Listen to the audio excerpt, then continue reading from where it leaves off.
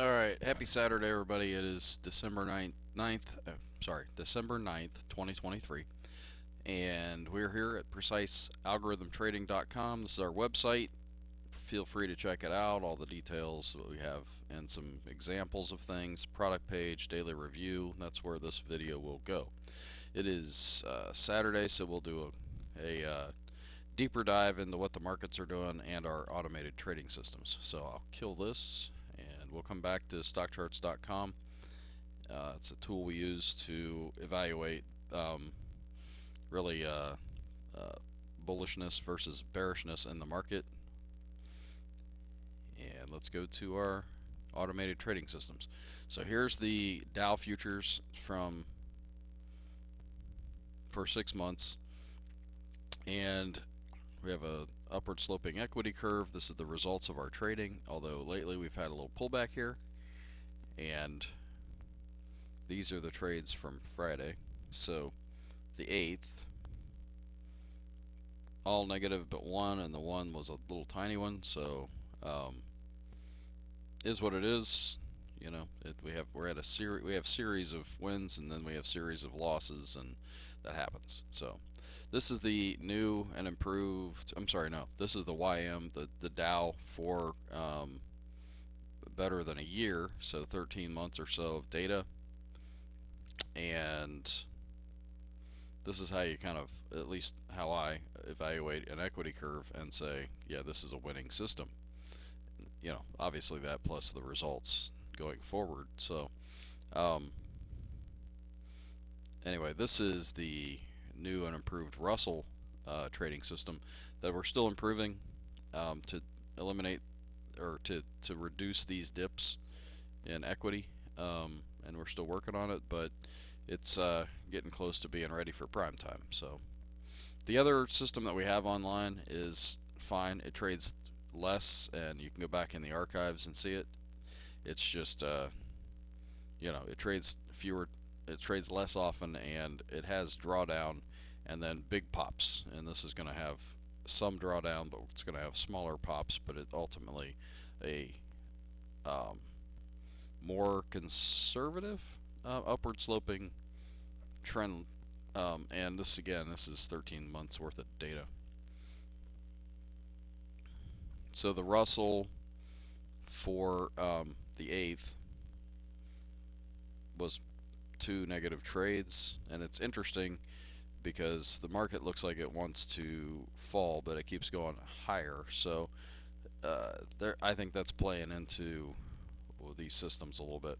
They get going one direction and then they get stopped out, and that they get stopped out for losses, which you can see stop losses both on a long and a short side here.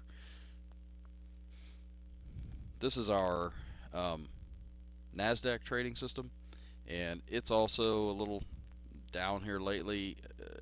We've got to get it up and going again, but this looks a lot like this last drawdown. So the recent trades in it, the 8th, couple negative ones there, and then we get another page, and we had some positive ones toward the end of the day, which I think is actually positive overall for the system. But then you look at this one on the 13-month basis, and it is just fine. So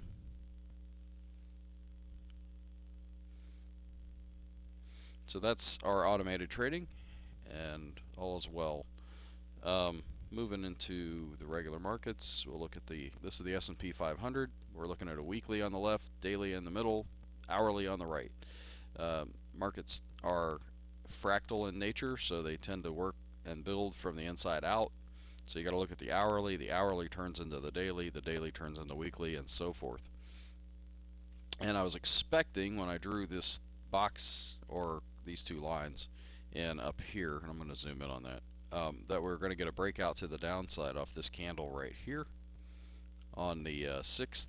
But then, lo and behold, 2 days later, we are breaking out to the upside on the S&P 500. That is bullish, and nobody's really stopping this freight train. So, and I wanted to open it up over here and take a look. Now we're only above the um, the second average true range line instead of the third, because this thing keeps moving sideways and up instead of sideways and down. So uh, we are um, going higher. You know, it's just, I think now we're going to be probably, well, I don't want to say that we're going to tag the upper line again, because I don't know that that's possible or that's true, but I think we can certainly tag this Bollinger Band that's on the daily chart, which is at 46.36.96 on the S&P.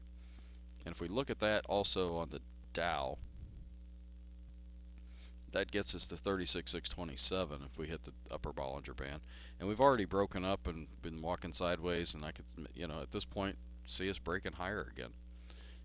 Um, Unless we get a catalyst that's going to pull us back. The Russell breaking higher and going sideways here. Again, pretty bullish, and bullish on the weekly as well. Are we weekly bullish on all of these now? The S&P and the Dow. Yep, we are. IYT.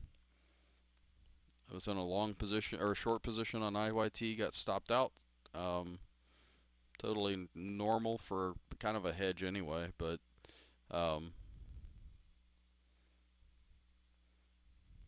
I got into that short position on this pullback higher here, expecting to be able to ride this thing lower if it was going to go, and then we got stopped out. So you take a little risk there to do that, but in the scheme of things, that's, if the market actually does turn, which our bullish percent indexes are not showing yet, if the market actually would turn, that would have been a really favorable position. And I still think it's possible. So we just got, at this point, I think they did a stop hunt up here. Um, Now it's a question of will we break higher? And we do have a doji in the up position on the weekly chart. The Nasdaq is also bullish on the weekly and looks to be going sideways to higher on the daily. And certainly from a lower position, we reversed on the hourly. Oil bounced. I'm not saying it's over yet, but it sure looks like it's bouncing off the bottom here. And if you actually go look, well, here was a buy signal on the weekly. Then we've gone higher and pulled back. That's why I decided to buy in and put my stop roughly down here. And that's not on CL. I did it on USO. And so far, so good. But my stop is actually over here somewhere.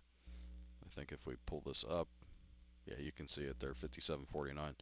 So there's this risk from 66 or 67 or even whatever 64 where I think I got in, down to 57, and you just got to be willing to take that risk, because I mean this is just a particular example of it, and it's based off the weekly. What I really want to have happen is the daily get turned here. The hourly already is turning bullish.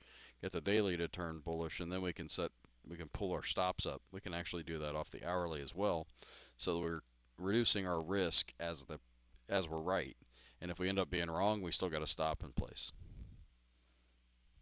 All right, that's enough for all that. Let's look at gold, because I want to review that here. So we've reversed on gold, looks like, fallen here. Potential buy spot here. I mean, getting into it. So we'll watch for that. And then TLT for bonds, just because might as well keep an eye on those. They've been ripping higher. And BITO, which is the ETF for Bitcoin, been going higher as well. And yeah, okay. Certainly wouldn't be buying at these levels. All right, now I'm flipping to stockcharts.com, and we'll look at the bullish percent indices, and then we'll get out of here. The industrials on Friday did not move. The NYA up 1.2%. The transports up 10%. The NASDAQ up 1.28%. The SPX up 1.73%. The OEX tacked on 2 new X's and went up 6.06%. This is where I'm saying it's pretty bullish, even though it's in this potential reversal zone, and now it's above 70. And the NDX up 2.86%. And we'll keep an eye on it. That's what I got for now. Hope everybody has a great weekend. Happy holidays. It's the holiday season. And we will talk to you again on Monday's review. Take care, good trading, and have a great weekend.